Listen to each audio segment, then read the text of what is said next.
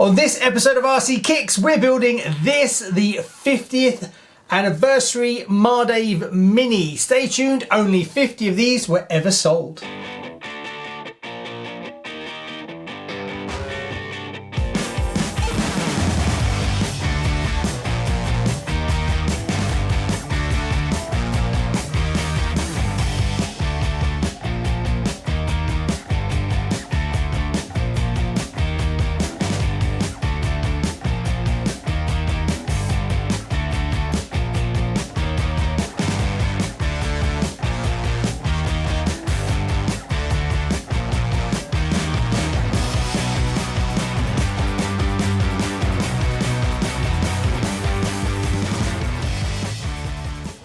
Hi and welcome to RC Kicks. So today we are building this, a very rare kit that came out from Mardave and was released last week. It is the Mini 50 to basically celebrate the 50th anniversary of Mardave. So it is quite a rare one and they're all sold out. So it shouldn't take as long to build it. It's a pretty straightforward little kit, very cute. So I'll unbox it, lay it out, and then we'll crack on and get it done.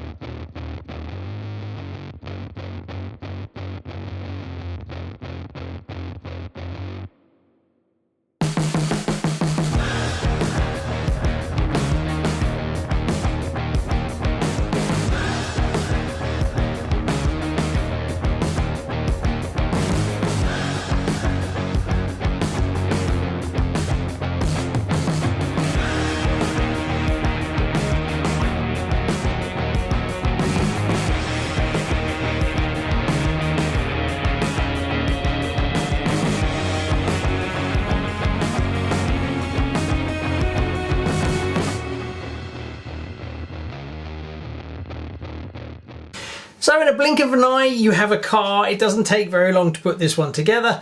I had a few little confusions regarding the back, but there is a video that Mardave have put out on building this. I'll put a link in the description so you can go check out how to actually put one of these together. The official guide. Obviously you've got mine as well, so it should, both of those should help you out. I do like it in carbon. It does look pretty cool. I'm hoping we get to see this in carbon, and this would be nice too. So keep your fingers crossed. We might see that as an optional upgrade from Mardave. I put a half height servo in, but you can put a full height one in.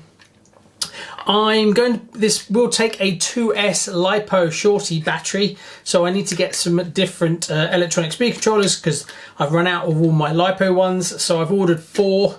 So they'll be coming soon. What's next? Right, we've got to cut the body out and then make it fit. So that's next. So let's crack on and get that done.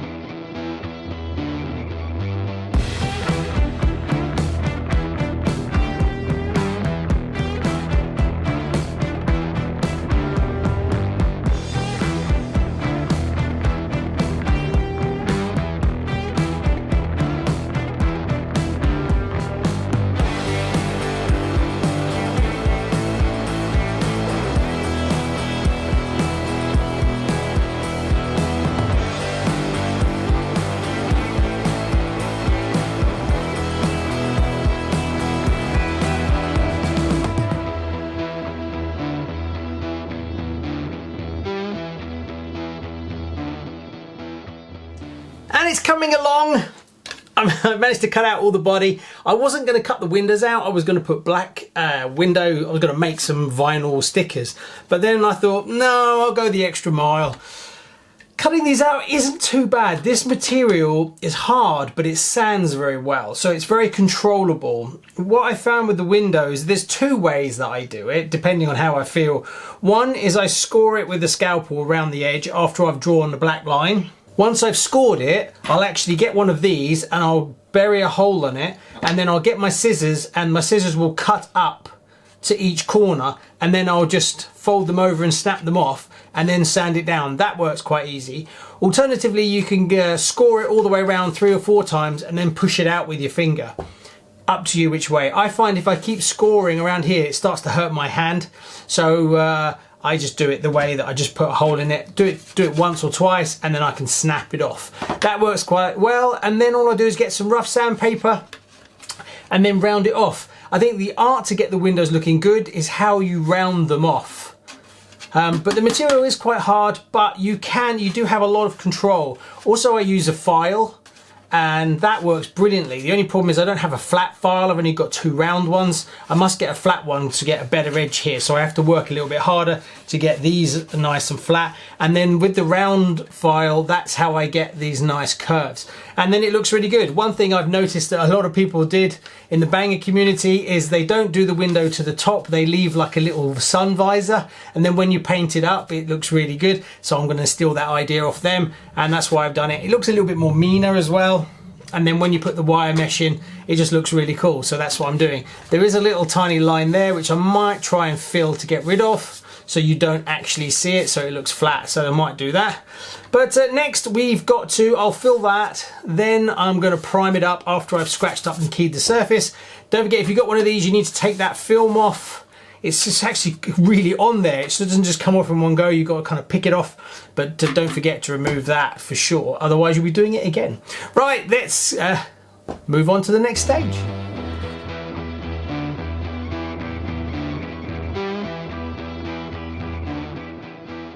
Right, I've put a few layers of primer down. I did 3 on the top and I've done 2 on the inside just to get the key right after giving it a bit of a wash. Now I'm going to do it red, and I'll probably do a cream top. The only thing that worries me a little bit is this is car paint and this is polycarbonate paint, but I've got lacquer, so I'm hoping I can still put that down and the red down and then lacquer the lot. I know the red will work with the lacquer, but I honestly don't know about this, but we'll try it anyway.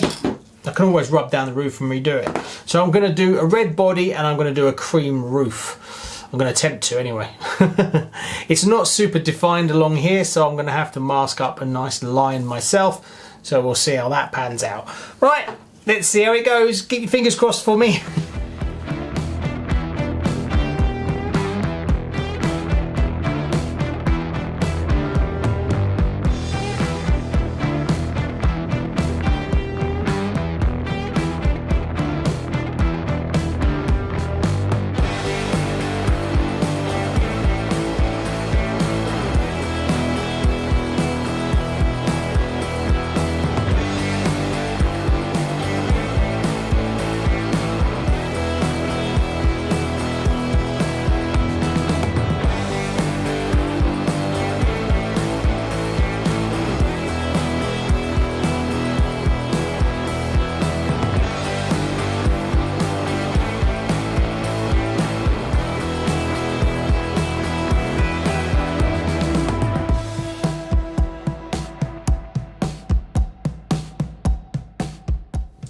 Now, there's been a bit of a break in the video. It looks pretty seamless to you, but it's about a week and a half after I filmed the last segment to this video.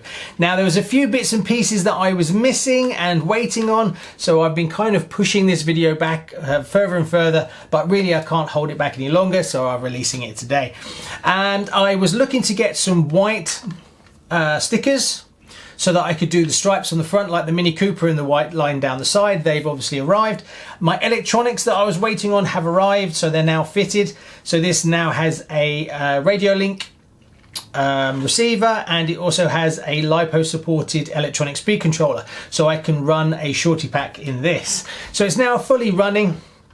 The only thing I haven't done is I haven't cut out the polycarbonate windows from some used polycarbonate and spray them smoke and then stick them to the back, because this is more of a road going sort of Mini.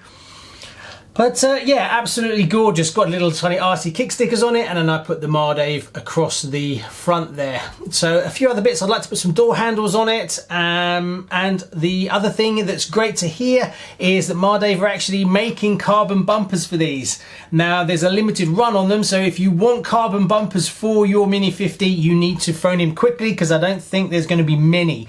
I actually have some coming, but unfortunately they haven't arrived in time for this video.